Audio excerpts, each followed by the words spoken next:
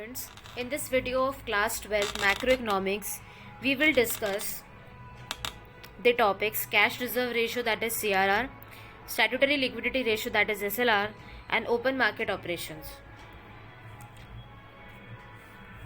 Cash reserve ratio या फिर CRR क्या होता है? कैश रिजर्व रेशियो और CRR is the ratio between cash reserves of the commercial banks with the reserve bank of India and their demand deposit. जो CRR होता है वो रेशियो क्या शो करता है कि कैश रिजर्व्स किसके, कमर्शियल बैंक्स के, रिजर्व बैंक ऑफ इंडिया के पास कितना है, ठीक है, किसके कंपैरिजन में, उनके जो डिमांड डिपॉजिट है उनके कंपैरिजन में. ठीक है, जितना भी डिपॉजिट होता है एक बैंक के पास बैंक अकाउंट में उसे क्या बोलते हैं, डिमांड डिपॉजिट में. उसके कंपैरिजन में रिजर्व बैंक ऑफ इंडिया के पास कितना किसी भी कमर्शियल बैंक का कैश रिजर्व मेंटेन्ड है. This ratio is fix by the central bank. कौन रेशियो ये फिक्स करता है? Central bank, that is RBI. ये टाइम टू टाइम क्या होता है, चेंज होता है.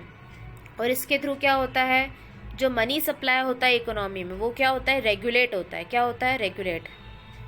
We have seen that the credit multiplier क्या होता है, 1/CRR. अगर CRR हायर है, higher CRR lowers the value of credit multiplier. अगर CRR ज़्यादा होगा तो क्रेडिट जो है वो कम मिलेगी. मार्केट में लोन जो है वो ज़्यादा इंटरेस्ट रेट पर मिलेगा. ठीक है, लोन लेना ज़्यादा कॉस्टली होगा. और अगर lower CRR raises the value of credit multiplier. इसका मतलब क्या है कि अगर CRR कम होगा तो जो उधार होता है, जो बैंकों के द्वारा उधार मिलता है वो ज़्यादा मल्टीप्लाइंग अमाउंट से मिल जाएगा. If there is an increase in CRR it causes a multiple times decrease in credit creation capacity of commercial banks. अगर reserve bank of India CRR की रेट, कैश रिजर्व रेशियो की rate बढ़ा देता है तो होता क्या है, बैंकों को ज़्यादा पैसा रिजर्व में रखना पड़ेगा. ठीक है, उसके कारण जो बैंक है वो जो पब्लिक है उनको लोन कम दे पाती है. ठीक है, इसके कारण क्या होता है, जो कमर्शियल बैंक की क्रेडिट क्रिएशन कैपेसिटी है वो कम हो जाती है. ठीक है, अगर CRR बढ़ा तो क्या होगा, कमर्शियल बैंक से क्रेडिट क्रिएशन कैपेसिटी कम हो जाएगी. क्यों कम हो जाएगी? क्योंकि बैंकों को वो पैसा रिजर्व में रखना पड़ेगा और उससे वो लोगों को कम लोन दे पाएंगे, उधार दे पाएंगे. ठीक है, similarly decrease in CRR causes a multiple times increase in credit creation capacity of the commercial banks. तो अगर CRR डिक्रीज हो गया, CRR कम कर दिया, तो बैंक की जो उधार देने की कैपेसिटी है वो मल्टीपल टाइम्स क्या हो जाएगी, इंक्रीज हो जाएगी. जैसा कि आपने लॉकडाउन के टाइम पर देखा था, रिजर्व बैंक ऑफ इंडिया ने क्या करा था, CRR को डिक्रीज करा था. क्यों डिक्रीज करा था? जिससे कमर्शियल बैंक्स इजीली लोगों को लोन दे पाए. ठीक है, इसलिए कैश रिजर्व रेशियो क्या होता है, cash reserve ratio between cash reserve of the commercial banks with RBI. Reserve bank के पास कमर्शियल बैंक का जो पैसा रिजर्व में है वो, एंड देयर डिमांड डिपॉजिट्स. किसके बीच में ratio, cash reserve of the commercial banks with the RBI and their demand deposits. मतलब डिमांड डिपॉजिट्स मतलब कितना पब्लिक का अमाउंट डिपॉजिट है कमर्शियल बैंक्स के पास. Keeping in view this principle, the RBI raises CRR to correct inflation and lowers it to correct deflation. अगर महंगाई बढ़ रही है, इन्फ्लेशन मतलब महंगाई, अगर महंगाई बढ़ रही है और उसे ठीक करना है तो RBI क्या करेगी, CRR को बढ़ा देगी. CRR को बढ़ा देगी तो क्या होगा, लोन इजीली नहीं मिल पाएंगे, लोन इजीली नहीं मिलेंगे. तो जो मनी सप्लाई है वो कम हो जाएगा, और मनी सप्लाई कम होगा तो महंगाई भी कम होगी. फिर अगर डिफ्लेशन चल रहा है, मंदी चल रही है, मनी फ्लो नहीं है, तो CRR को कम कर देंगे. CRR को कम करने से आसानी से लोन मिलेगा और ज़्यादा मनी फ्लो हो जाएगा. Rise in CRR, fall in value of credit multiplier. अगर CRR बढ़ गया तो उधार का जो मल्टीप्लाइंग रेट है वो फॉल हो जाएगा. अब जब उधार इजीली नहीं मिलेगा the fall in money supply of commercial banks का जो मनी सप्लाई वो भी फॉल होगा, और इन्फ्लेशन कर्व हो जाएगा। कब हो जाएगा मतलब इन्फ्लेशन रिड्यूस हो जाएगा, महंगाई कम हो जाएगी। फिर फॉल इन सीआरआर, अगर सीआरआर फॉल कर रहा है तो rise in the value of credit multiplier, तो इससे क्या होगा, सीआरआर कम होगा तो क्रेडिट मल्टीप्लाई मतलब उधार ज़्यादा रेट से मल्टीप्लाई होगा, राइज हो जाएगा। और जब उधार इजीली मिलेगा तो क्या होगा, कम इंटरेस्ट रेट पर उधार मिलेगा, ठीक है।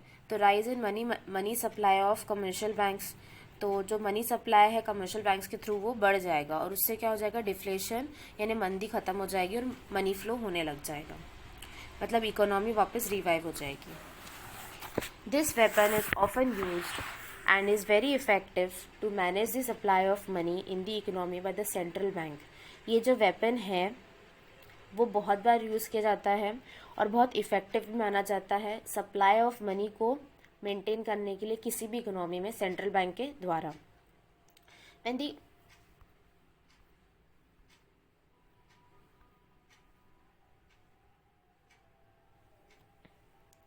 When the commercial banks hold high excess reserves over and above their reserves with the RBI, the effect of this weapon is reduced because his excess reserves enable the commercial banks to defy the impact of higher CRR।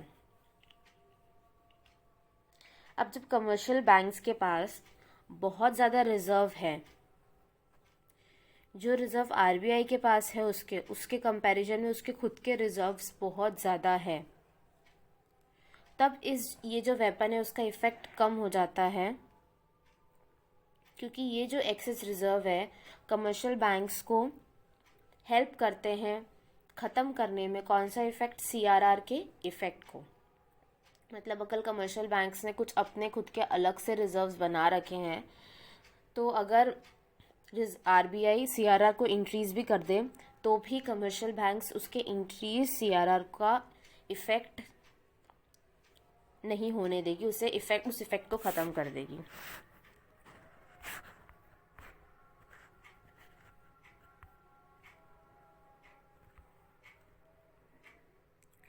अब next जो है आपके पास statutory liquidity ratio SLR. ये कौन सा ratio है, ये रेशियो है between liquid assets of the commercial banks, ratio between liquid assets of the commercial banks and their total deposits legally required to be maintain on daily basis. किसका ratio है, liquid assets का commercial banks का और उनके total deposits का, जो वो legally required है to maintain on daily basis. Daily basis के हिसाब से जो लीगली रिक्वायर्ड है उनको मेंटेन करना। Liquid assets of the commercial banks मतलब जिसे वो तुरंत इजीली कैश में कन्वर्ट कर सके, और उनके पास टोटल डिपॉजिट्स जो उनको कंपलसरी है मेंटेन करना डेली बेसिस पर। लिक्विड एसेट्स के अंदर क्या क्या आता है, cash, gold, unencumbered approved securities, ये चीज़ें लिक्विड एसेट्स में आती है। SLR is fixed by RBI, SLR कौन फिक्स करता है, आरबीआई, और ये भी चेंज होता है time to time. It is a significant policy ratio used as weapon of monetary policy. A rise in SLR indicates that the banks are required to maintain healthy reserves of liquidity। अगर SLR बढ़ गया है तो इसका ये मतलब है कि बैंक को एक अच्छा अमाउंट रिजर्व की तरह मेंटेन करना चाहिए, है ना, रिजर्व ऑफ लिक्विडिटी के लिए एक अच्छा अमाउंट मेंटेन करना चाहिए। Accordingly funds available for CRR deposits for creation of credit are reduce. जो फंड्स अवेलेबल रहते हैं CRR के लिए वो कम हो जाएंगे। अगर SLR बढ़ा दिया गया तो जो फंड्स हमारे पास CRR के लिए बचते हैं वो कम हो जाते हैं। As a result there is a fall in money supply of the commercial banks. अब CRR के लिए फंड कम बचा है तो उसके कारण क्या होता है, मनी सप्लाई जो होता है कमर्शियल बैंक्स का वो क्या होने लग जाता है, फॉल होने लग जाता है। This correct the situation of inflation in the economy. इससे क्या होता है, जो इन्फ्लेशन की सिचुएशन है वो करेक्ट हो जाती है इकोनॉमी में।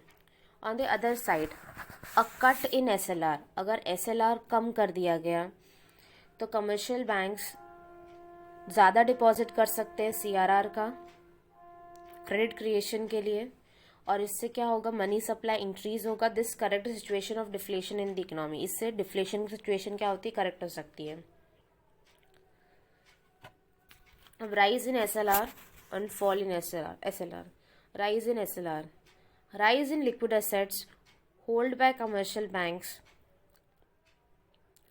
एसएलआर बढ़ना मतलब लिक्विड एसेट्स बढ़ रहे हैं जो भी कमर्शियल बैंक्स ने होल्ड करके रखे हैं।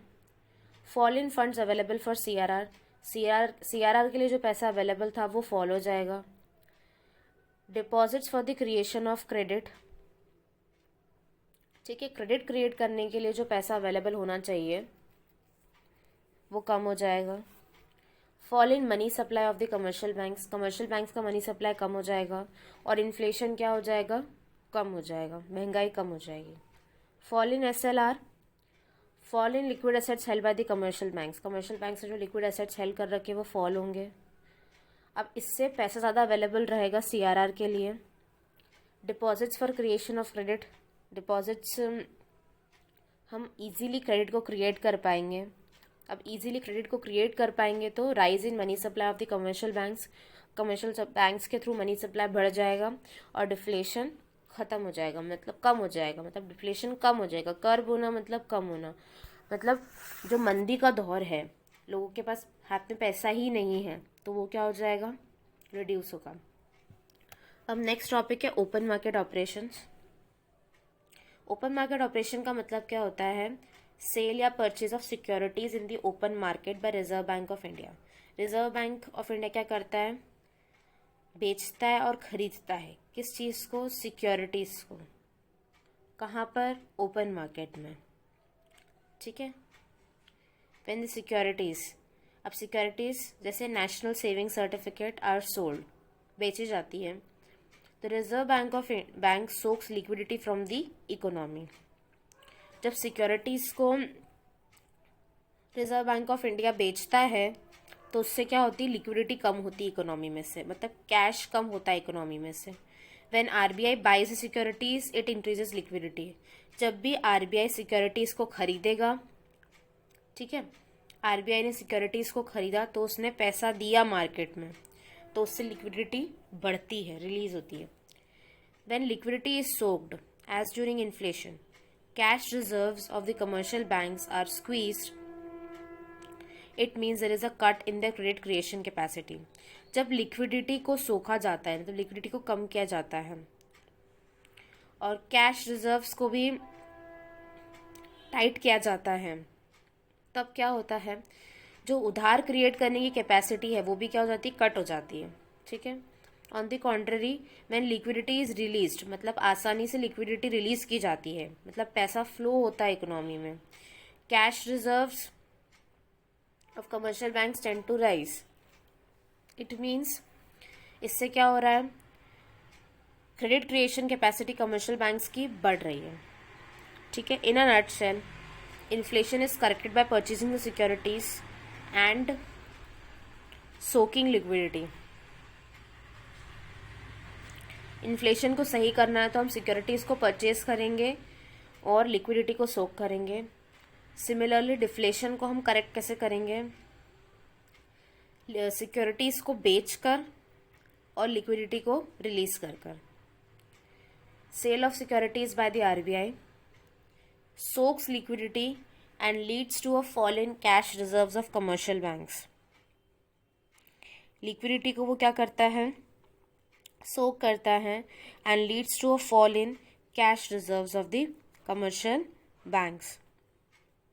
इससे क्या होता है, जो कैश रिजर्व्स है कमर्शियल बैंक्स के वो क्या हो जाते हैं, फॉल हो जाते हैं। And soak liquidity, fall in credit creation capacity of the commercial banks. Commercial banks की क्रेडिट क्रिएशन कैपेसिटी क्या होती है, वो फॉल हो जाती है। फिर अगर क्रेडिट क्रिएशन कैपेसिटी फॉल होगी तो मनी सप्लाई फॉल हो जाएगा और इन्फ्लेशन क्या हो जाएगा, रिड्यूस हो जाएगा।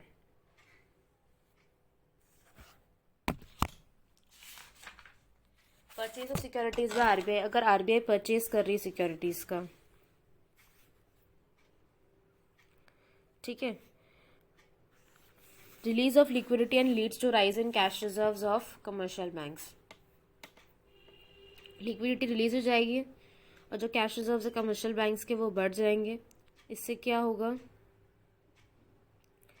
Rise in credit creation capacity बढ़ जाएगी कमर्शियल बैंक्स की, और मनी सप्लाई बढ़ जाएगा, मतलब आसानी से उधार मिलने लग जाएगा, तो डिफ्लेशन क्या हो जाएगा? रिड्यूस हो जाएगा।